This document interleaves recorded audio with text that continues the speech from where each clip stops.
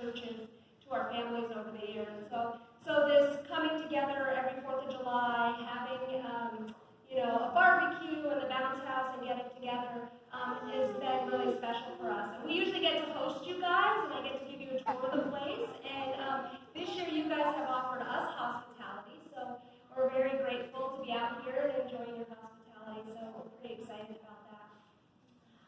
It was interesting. I liked the little history lesson that we got at the beginning.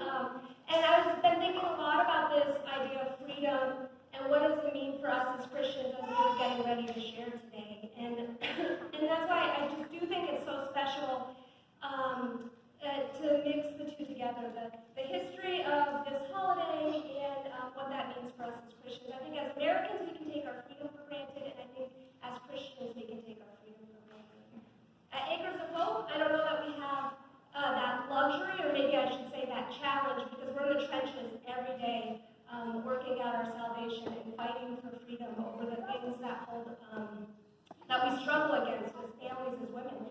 And I don't think that many people understand just the huge diversity of issues that bring people to Acres of Hope. So I have enlisted, and by enlisted I mean made some volunteers for very extremely brave women come up, and they're just going to share a little bit of their story and what brought them to Acres of Hope and some of the freedoms that they have experienced in Christ outside of Acres of Hope and here. So please be very gracious with them. We have no public speakers among us, only sinners saved by grace. So with that, I'm going to invite up our first speaker, who's Amanda.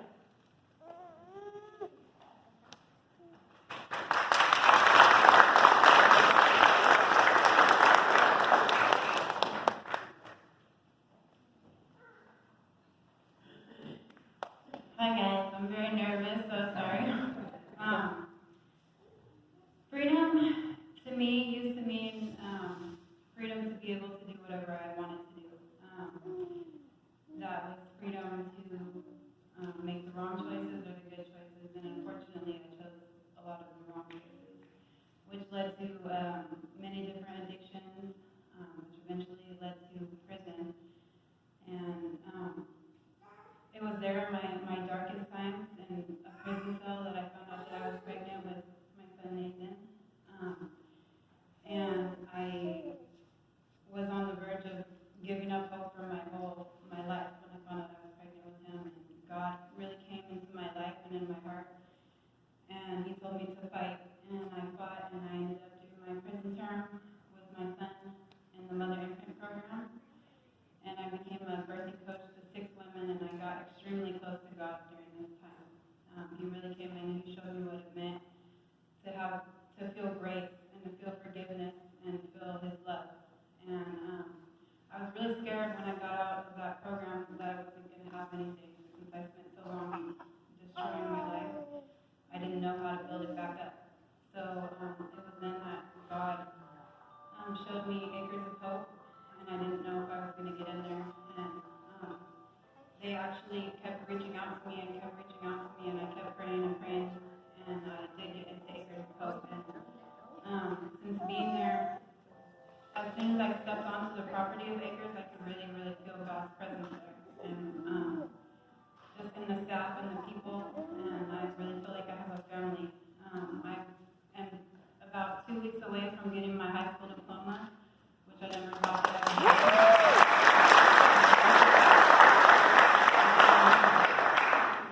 I'm able to fix my credit and save some money towards getting a house. I'm on the housing list, and just Acres of Hope has really impacted my life in a lot of ways, and just helped me to really build a foundation for my baby and my future, and I'm just really grateful. And so with that being said, I have a Bible verse that means a lot to me. It kind of tells about my story, which is Romans 8:28, and it says, "And we know in harmony with God's own will, and we know that God causes everything to work together for the good of those who love God and are called according to his purpose for them."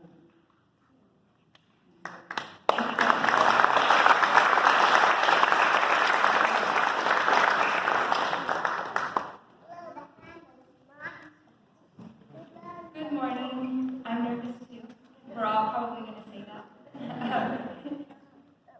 My name is Dana. Maria, and I am so thankful for those songs that we sang.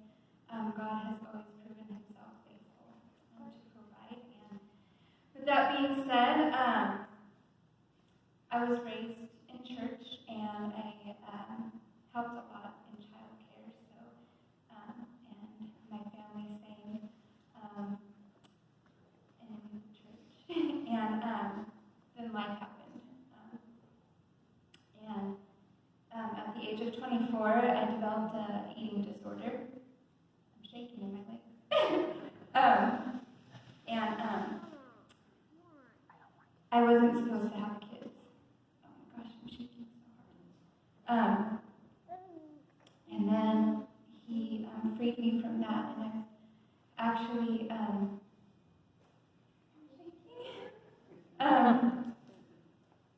he actually gave me a son, and he's sitting right there.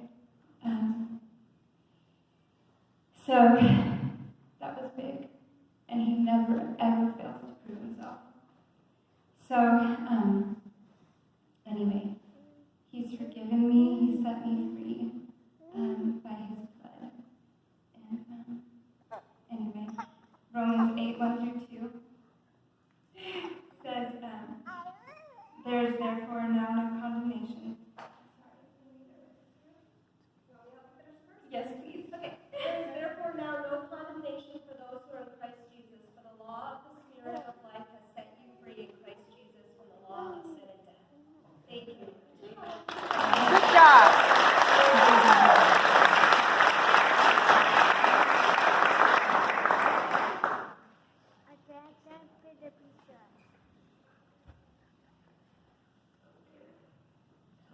Hello.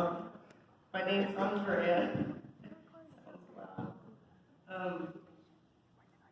Before coming to Acres, freedom meant to me was giving in to every fleshly desires. I was trying to outrun depression and be free from my. I was trying to outrun and be free from my depression, which drinking worked for a temporary freedom from it. Drinking was my drug of choice, which led me to losing my car, which I loved, my job, which I loved, my freedom, my kids. I ended up at the end of myself. I was on my knees in a cold jail cell, pleading, begging for my freedom back. That night, even though I wasn't physically set free from jail, I felt free and closer to Jesus. He used me to help and give hope in a hopeless place. 6 months later, freedom from jail, I made it to Acres of Hope, which I get to work towards getting my high school diploma. I'm 10 credits away. Like Amanda said, I never imagined someone like me could get a diploma. I learned and keep learning healthy parenting and new healthy coping skills. Along the way, I get to learn about God our Creator. Today, I'm honored to be used by God. At times, I feel like I don't qualify, but time and time again, He shows me I'm more than just my past. In Galatians 5:13, it says, "For you have been called to live in freedom, my brothers and sisters, but don't use your freedom to satisfy your sinful nature. Instead, use your freedom to serve one another in love." And today, with my freedom, I get to be a mother. I get to learn new ways. I get to serve others, all to the glory of God. Thank you.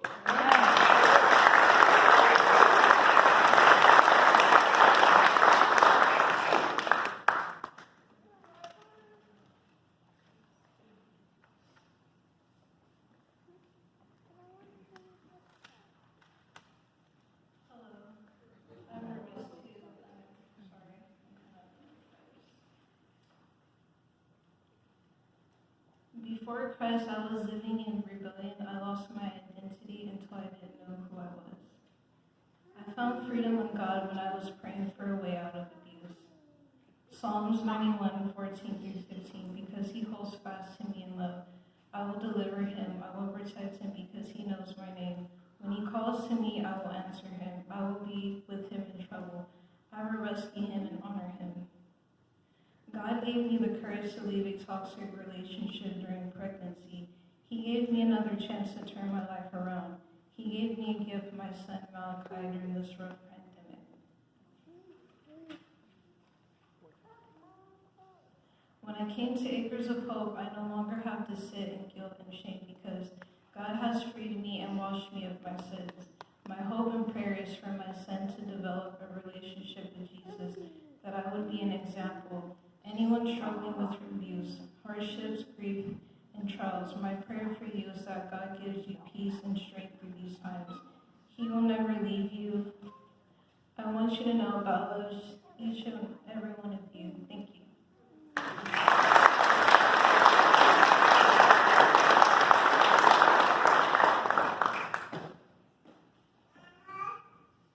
Hi, family.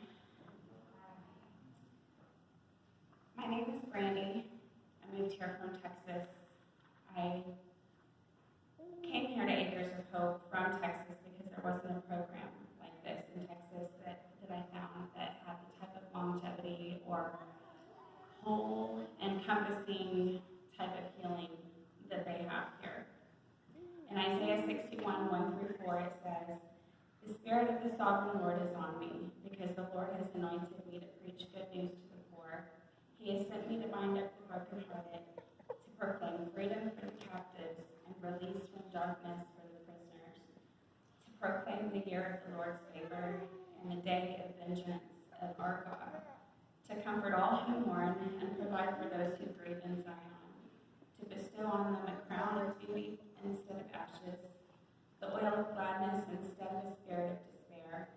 They will be called oaks of righteousness, a planting of the Lord for the display of his splendor. They will rebuild the ancient ruins and restore the places long devastated. They will renew the ruined cities that have been devastated for generations." Notice in the last verse, it says rebuild, restore, renew. Prior to coming here, I was a shut-in for close to 4 years.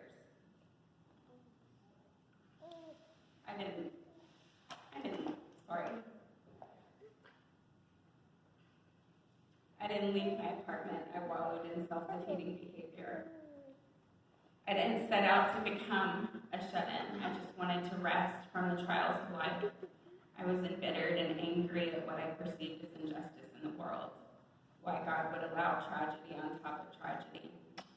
I was grieving the loss of custody of my children, the most precious live on earth, and their father to suicide due to mental illness.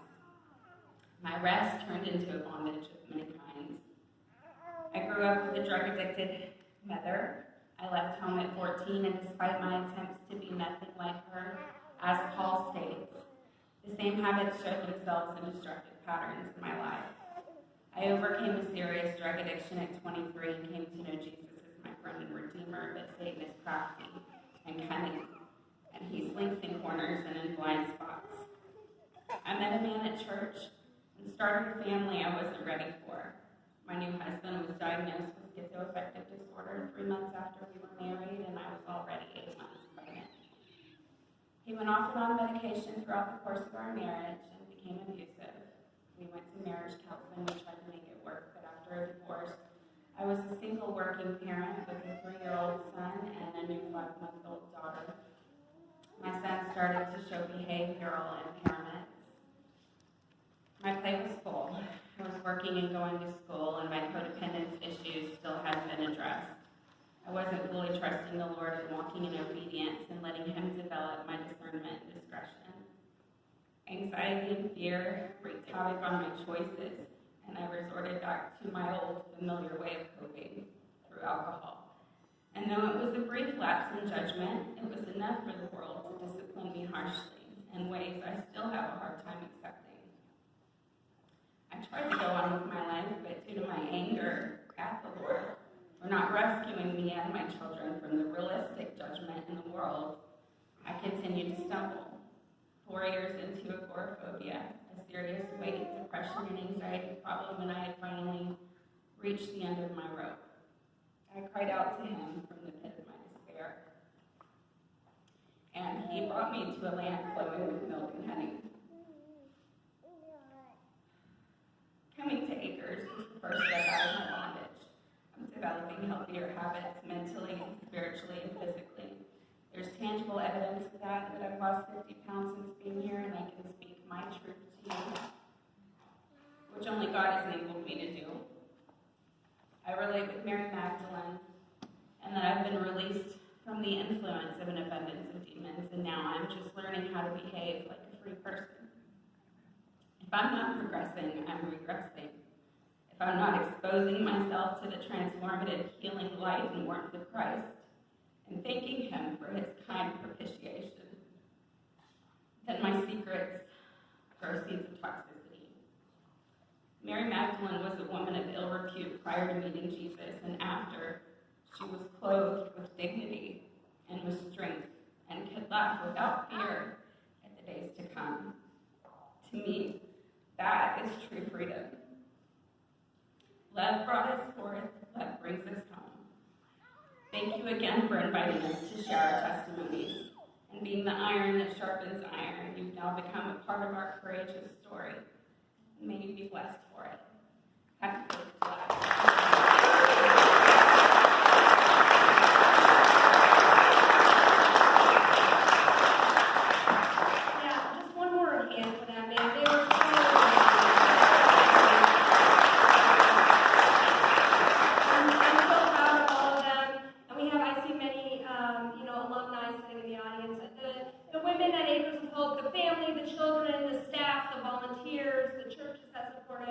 Everybody is so brave to continue to participate in this work. I got involved in this work because I have a similar story to the ones that we've heard today. I lived in hotels and campgrounds and sheds as a child, and again with my own children. I've been also caught up in that generational cycle of dysfunction. But Jesus has healed me of that, and He's healed me of so many more things, of the bondage of addiction and pain and dysfunction, of broken relationships, and a broken relationship with money and with the world. And so today, as we share our stories, we don't share them with sadness. We share them with joy and celebration of what the Lord has done, because that's what we are celebrating today, is freedom. In the Old Testament, they would build the little altars, right? These little places of memory that we wanted to remember what happened, how God helped us at this certain place. And then God went later on to instill ceremonies of celebration. And that's kind of what we do here on 4th of July in America, right? We're celebrating our independence from Britain. But what happened today with us sharing these little testimonies of how God has freed us, we're kind of putting these altars, we're setting this celebration of what God has done and how He has set us free. And so with that, that's about all we have to say. And we're so grateful to break bread with you and have fun and celebrate the freedom